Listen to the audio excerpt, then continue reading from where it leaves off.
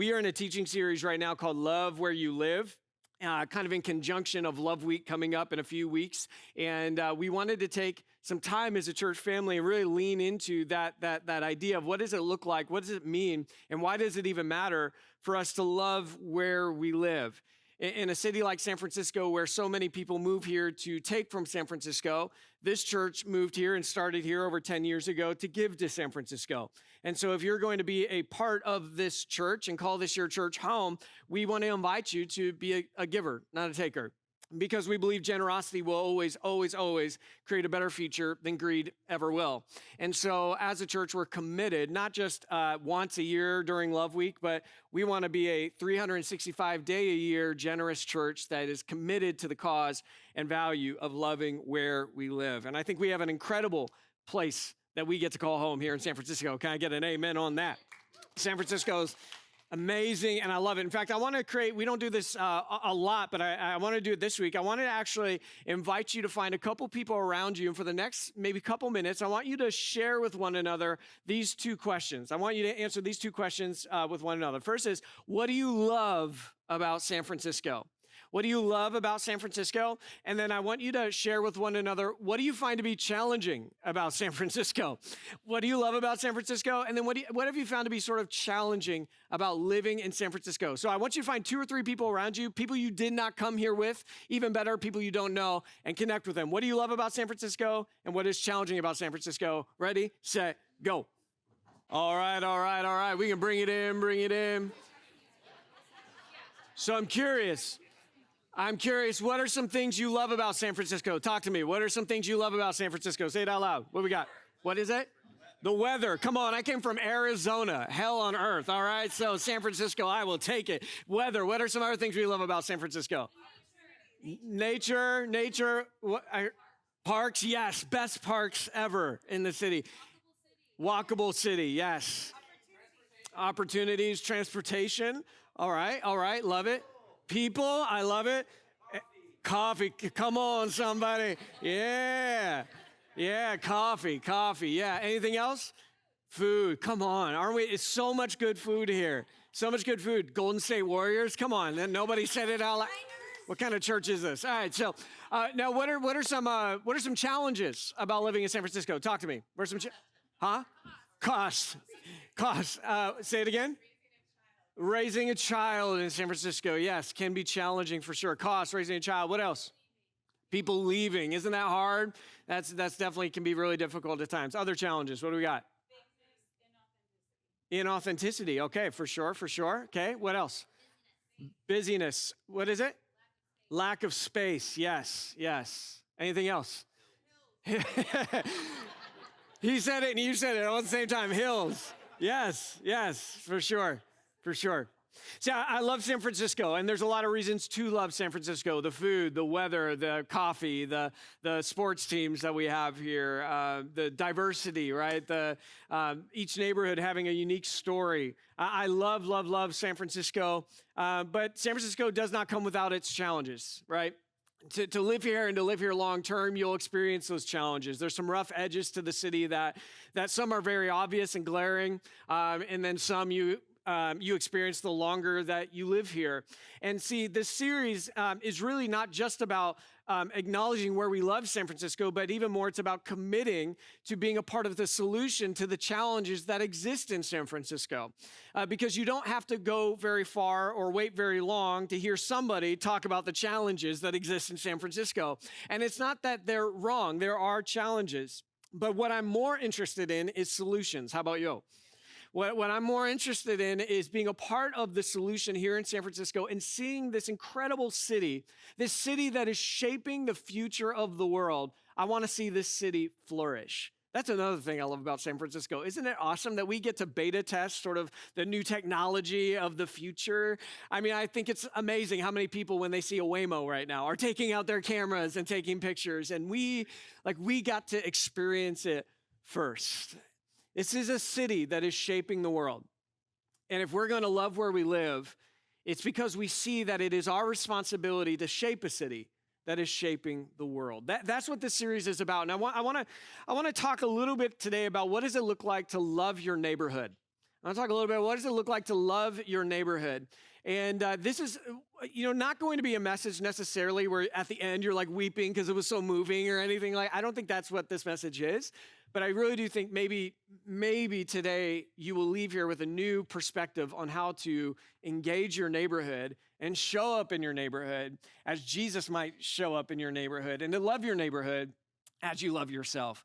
And so this series, we're asking this question every week. I want to put it back on the screen so that we can read it together. The question is this: what could happen in San Francisco if enough people decided to serve, pray, give, shape, know, and maybe stay in order to shape a city that is shaping the world? What could happen? Like if enough of us decided that we are not just going to take from San Francisco, and I'm not saying don't enjoy the city and don't enjoy the food or the coffee. I'm not saying that. But what I am saying is, are you giving more than you take? And what would happen if enough of us made this radical commitment to say we are going to give more than we take, and we're going to shape a city that is shaping the world? And what's so amazing is you don't even need to be a follower of Jesus in this place today to be a part of what we're talking about. You don't need to believe what we believe about the Bible or Jesus or God or any of that to engage with what we're going to talk about today. I think if we all engage in what we're going to talk about today, that we would see a better San Francisco. We would flourish this city. But believe it or not, for those who are followers of Jesus here in this room, I do believe that God calls us to show up and to engage our neighborhoods and to love our neighbor. And so we're going to talk about that today. What does that actually look like on the ground here in San Francisco, and even more zoomed in the neighborhood that you call home? So Jesus is he's asked, what is the most important commandment? Which is a really important question, don't you think? And you need to understand, and I've said this before, but just in case you haven't heard it, or maybe you heard it but you forgot it, I want to say it again. That because Jesus never claims just to be a good teacher or a prophet or a really nice guy with some good ideas, but he actually claimed to be God. He claimed that he was God with skin on. What's important to understand about that claim is that if Jesus was right, and if he really was who he claimed that he was, then anytime Jesus was asked a question and he gave an answer, then that means if he really is God, that he is never giving us an opinion, he's only giving us truth. It's really important to understand that. It's not Jesus going, well, here's what I think, take it or leave it. He's saying, no, this is truth. So he's asked, what is the most important commandment? In other words, what matters most? And here's what Jesus says. In Mark chapter 12, he says, love the Lord your God with all your heart, with all your soul, with all your mind, and with all your strength. Now, if he really is who he says he is, and he is God, then the first half of his answer actually shouldn't be that shocking to any of us, right? Love God with everything that you have. Okay, if he is God, that makes sense. But it's the second half that sometimes we forget. And yet Jesus seemed to believe it was not just important, but it was as important as the first commandment, to love the Lord your God with your heart, soul, mind, and strength. And that distinction is critical that you understand. Jesus did not think the second commandment was just important. He said it was as important. And here's the second command. He says this: love your neighbor as yourself. Can we say that out loud together? Love your neighbor as yourself. And he says there is no commandment greater than these. So if you're like, how do I experience the full life and what matters most to God? Jesus really makes it simple. Sometimes churches make it overly complicated, and I'm sorry for that. Let's simplify it. If you're going to love what God loves, what Jesus invites us to do is to love the Lord your God with your heart, soul, mind, strength, to give him everything that you are, to love him with everything that you are. But what is equally important, according to Jesus and therefore according to God, is that we love our neighbor as ourselves.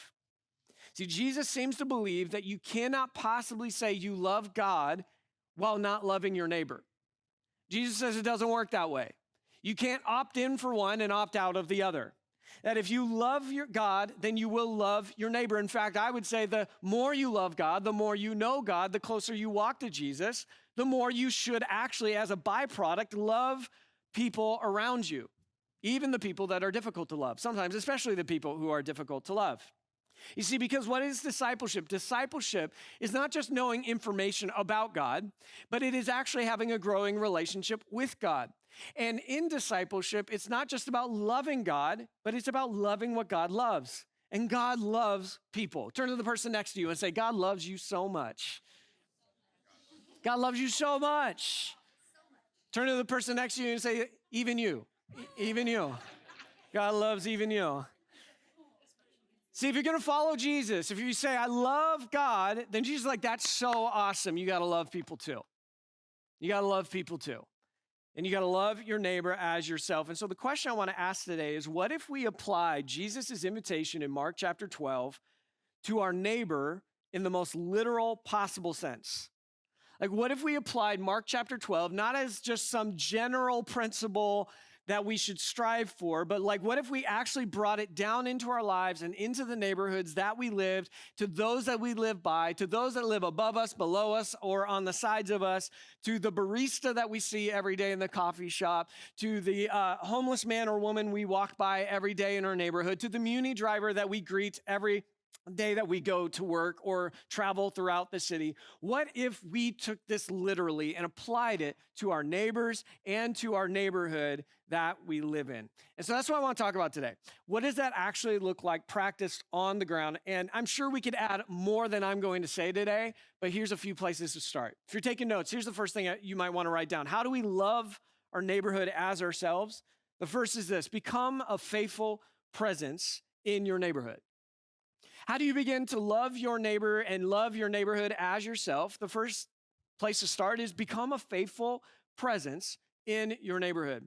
In John chapter 1, verse 14, the author John is he's describing the beginning of the story of the good news. And at the very beginning of the good news, John tells us that the Word, and when he says the Word, he's talking about Jesus. He says the Word became flesh and blood and moved into the neighborhood. Now, I love that translation. I love that picture.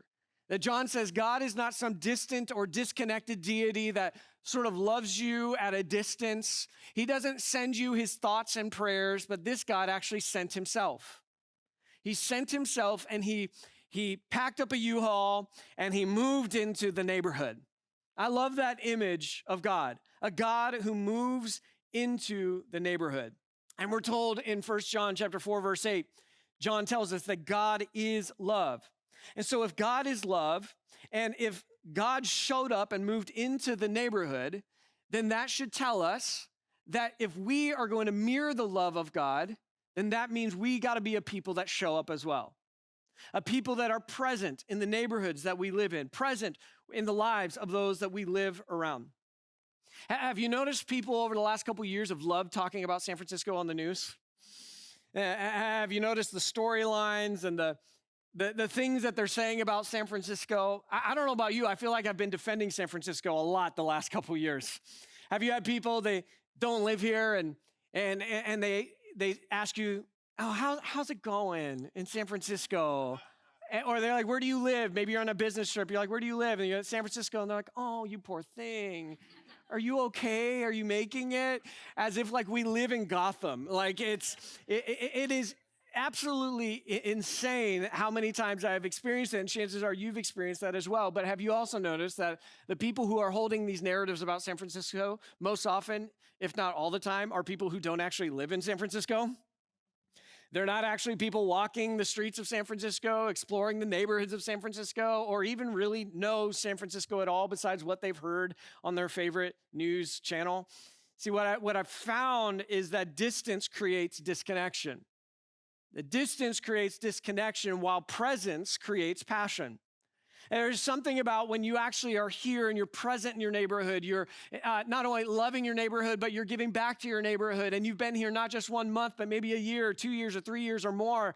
And all of a sudden, this presence in the city creates a passion for the city. I find myself, like I said, defending San Francisco, like you're insulting one of my family members when you tell me how terrible this city is. It's an incredible city. And see, if we are going to love our neighbors and love our neighborhood as ourselves, we cannot do so without being present. Like we've got to show up. We've actually got to be there. We've got to show up to the neighborhood community meetings. We got to show up to the neighborhood festivals. We got to show up to our local businesses, our mom and pop shops, and get to know the owners and help support them. We got to show up to our neighbors who just moved in the apartment next door. See, if you're going to love your neighborhood, you can't do so if you're not even there. You can't even do so if you're not engaged and present. And so if we're going to love our neighborhood as ourselves, here's a great place to start. Ask yourself, how can I continue or begin to be a faithful presence in my neighborhood? Here's the second thing. Become prayerfully attentive to your neighborhood. So don't just be a faithful presence in your neighborhood. Don't just be there, but there's something about actually being what I would say is prayerfully attentive to your neighborhood. Paul in Colossians chapter 4, verse 2, Paul writes this. He says, devote yourselves to prayer, being watchful and thankful. Devote yourselves to prayer, being watchful and thankful. And I don't think it's a coincidence that Paul couples being prayerful and being watchful in his letter to the Colossians. Because the word Paul actually uses here is this throwback to the ancient watchman whose job was to sit on the city walls and scan the horizons in order to see attacking armies or trading caravans. And Paul sort of conjures up this imagery when he talks to us about being watchful and being prayerful. It's this idea that when you pray, it's like the eyes of your heart open to begin to see things you didn't see before, to see sooner and to see further than you might have been able to see had you not been prayerfully attentive in your neighborhood. And Canvas, when we started over 10 years ago, we started with prayer. Like, we didn't start with services. We started with prayer. 23 people moved here to San Francisco, and we always sort of felt this call to the northern end of the city. And so prior to starting and having our first service, we would walk throughout the marina, and we would walk throughout Cal Hollow, and we actually did an entire walk around the perimeter of Marina and Cal Hollow. 23 people just walking around the perimeter of Marina, Cal Hollow, just praying for this neighborhood, praying for God to move in the northern end of San Francisco. This entire church was started with prayer. And what was so beautiful, so interesting, was as we walked the neighborhood more and more, and as we prayed for the neighborhood more and more, we began to see things that we didn't see the first time we walked through the neighborhood. Like when we started walking and praying throughout the marina in Cal Hollow, we saw that it seemed like unless you were Catholic or a traditional Episcopalian, there really was no church for people who didn't quite fit those categories. And so we saw a need there in our neighborhood. We noticed as we walked and prayed throughout the marina how many people seemed to have moved here from somewhere else. And they were longing for community, many of them moving from their family, moving away from their friends to pursue a career or a startup, to pursue their dreams here in San Francisco, and they landed in the marina, and they found themselves to be very lonely. As we walked and as we prayed throughout the marina, we began to notice that this was a neighborhood who really seemed to prioritize their physical health. Like, how many athleisure stores and gyms do we need in one neighborhood? I just walked on Cal Hollow the other day. I was walking up, and there were 9 athleisure stores. Are you kidding me? How many pairs of yoga pants do we need? And yet, while there were so many spaces for our physical health, there were so few spaces for our spiritual health. Like, where do we go for that? How do we become healthy there? As we prayed, our spiritual eyes began to see further and sooner and begin to see what God was already doing here in the marina. And see, that's the funny thing about prayer. A lot of times you don't see what you need to do. You see what God is already doing and how you can join, right? So when we started this church, we said it on the very first Sunday, and we mean it just as much now as we meant it then. When we started this church, we didn't necessarily, I don't even like that language. We started the church. We just joined what God was already doing in San Francisco. Like, God was already moving. God was already up to something in this city. And we weren't starting anything. We were just joining something. We were just joining the new chapter of what God was writing in this city. But I can tell you, we would have missed so much about what God was doing had we not walked slowly through the neighborhood, just simply praying, asking God to show us what we cannot see on our own. So how do we begin to love our neighborhood as ourselves? Become a faithful presence. Second, be prayerfully attentive about your neighborhood. And third is this: become a strategic partner to your neighborhood. Find out how can you become a strategic partner to your neighborhood. I mean, here's what Jesus had to say about our presence in the world and what it should look like as followers of Jesus. He says this in Mark chapter 5. He says, here's another way to put it. You're here to be light.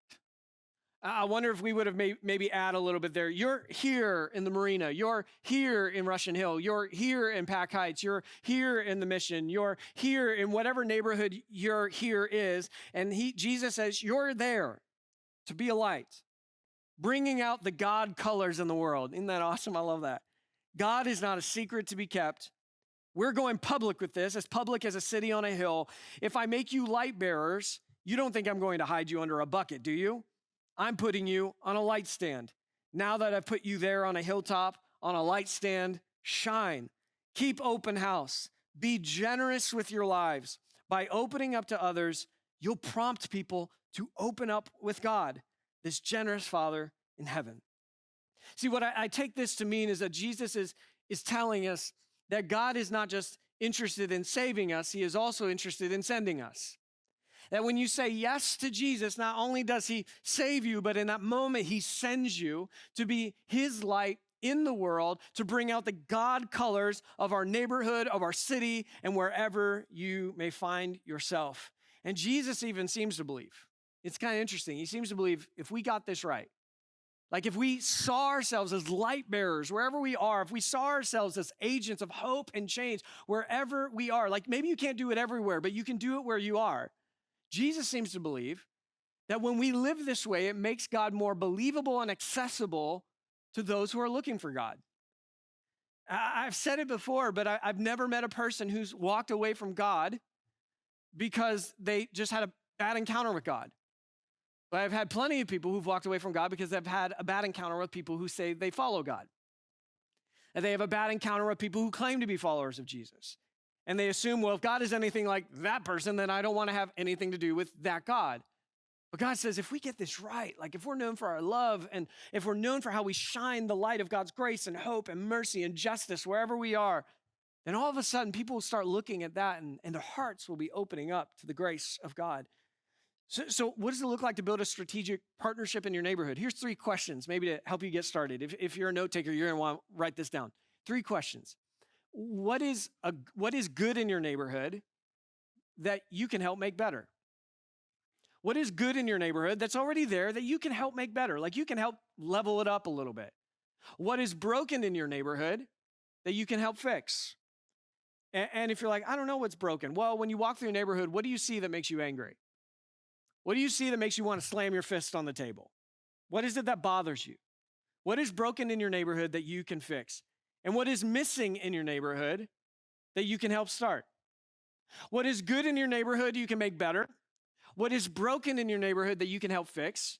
What is missing in your neighborhood that you can help start? We actually have someone here at Canvas that has picked a fight with loneliness on the other side of COVID. And he's opened up a community space on Union Street right next to Wrecking Ball. He saw something that was missing, and he said, well, I could complain about it, or I could be a part of the solution. And so he quit his day job, and he opened up this community space where people can join, build friendships with one another, and find community more easily here in the Marina. Isn't that awesome? He found something that was missing, and he said, I guess I need to be a part of the solution. What is broken in the neighborhood that breaks you? You know, what is good in the neighborhood that you love, that you have a particular skill set that you can actually take it to the next level? I noticed in Matthew that Jesus says, I put you there on a hilltop.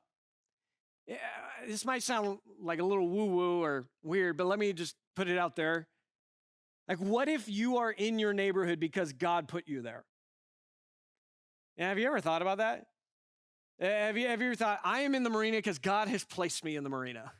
Or I'm in the Mission, or I'm in North Beach, or I'm in Daly City, or I'm in wherever you are. I am here because God has placed me here. I wonder what might change about how you look at your neighborhood if you actually lived with conviction that you are here, not because it was the only landlord that approved you, but you are actually here. You're here because God put you in this space for a particular purpose. And what if you didn't just live there, but what if you linked arms with your neighborhood in order to see it flourish? And there's a great book called A New Parish that has really formed a lot of how I think about the church and neighborhoods, especially in San Francisco. It's a really incredible book, but the author, he wrote this. He said, the gospel becomes so much more tangible and compelling when the local church is actually a part of the community, connected to the struggles of the people and even the land itself. Hey, there's something really powerful and compelling when the church is connected to the struggles of the neighborhood.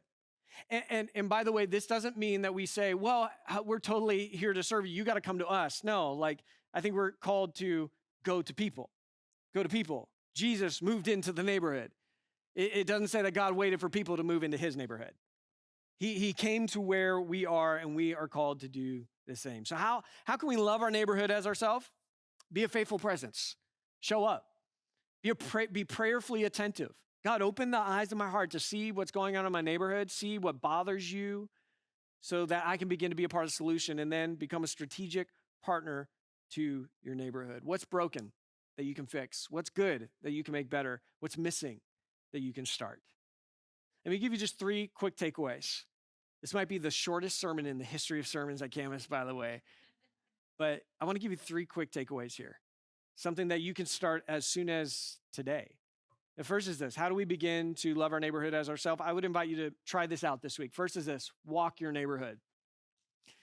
I know it's so spiritual and profound sounding, isn't it? But I dare you to do it.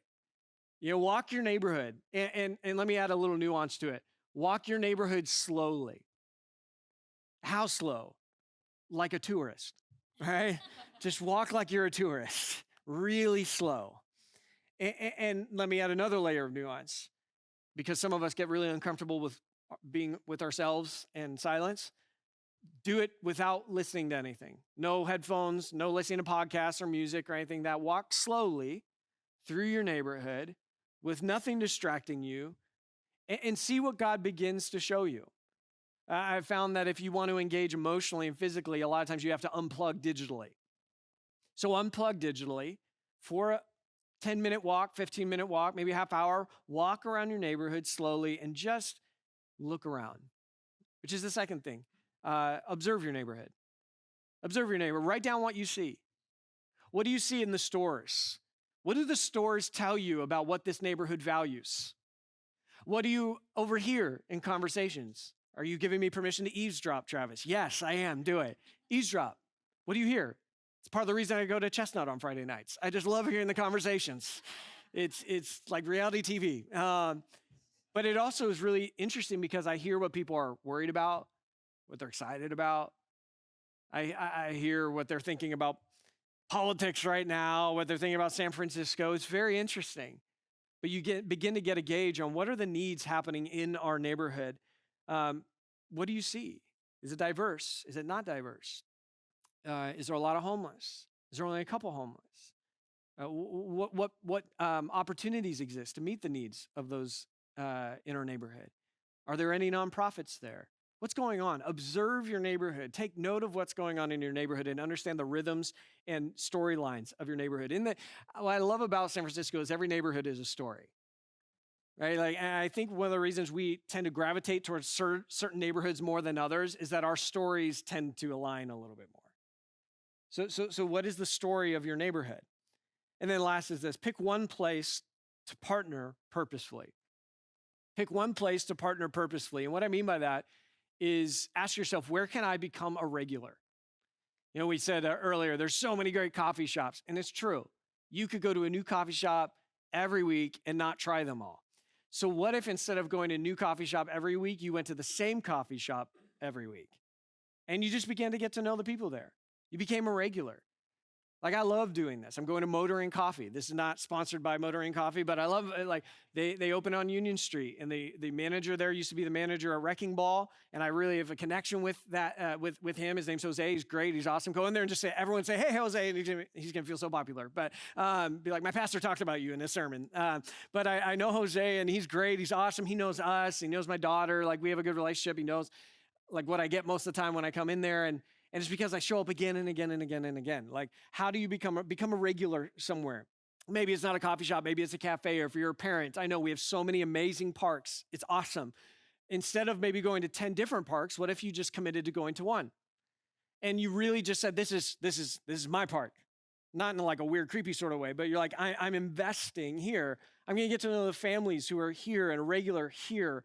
Where can you become a regular? This is something that all of us can do. Pick one place and partner purposefully. Maybe there's a nonprofit in your neighborhood. and you're interested in the work that they're doing, reach out to them this week and make a commitment for the next 3 months or 6 months. You're going to once a month, you're going to link arms with them and serve alongside them. I want to invite you this week, just walk your neighborhood, observe what you see, and then circle one area or one place that you can partner with purposefully. If the band wants to come up, we're going to go into just a couple minutes of reflection. But like I said, I didn't think today was going to be one of those where you go like, oh my gosh, life has changed. But maybe your relationship with your neighborhood will begin to change from this. And maybe this is one of those messages, it's a seed planted, but if you actually water it, you're going to see a whole lot of change years from now as you continue to show up, pray, serve, and partner with your neighborhood and love where you live. And the reason I think this matters is that Jesus modeled this sort of passion for a city that I hope that we have as followers of Jesus. In Luke chapter 19, there's this really intimate and powerful moment where Jesus, he sees the city of Israel, and it's recorded, it says this: as he came closer to Jerusalem and saw the city ahead, he began to weep. And he said, how I wish today that you of all people would understand the way to peace. I want to get to the point where my heart breaks for San Francisco. Like there's moments that the city can be hard to love. I get it. But I also just long, like Jesus longed for Jerusalem in Luke 19. I long for San Francisco to experience the peace, the hope, and the love of God. Because I don't care how many people have given up on San Francisco. I know God hasn't. I know God loves every single person that lives within the 7-by-7 mile radius of this city. And God has beautiful things in store for the neighborhood, but you need to know God's plan A for his purposes in San Francisco, God's plan A is people. It's you. You are the mission department of the church. You are God's plan to go into the city, to love the city, just as Jesus does.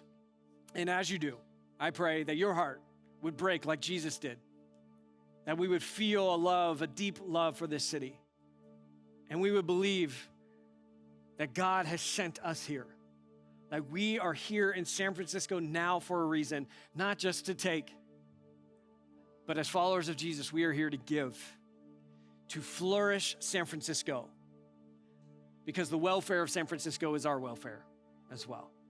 Let's pray.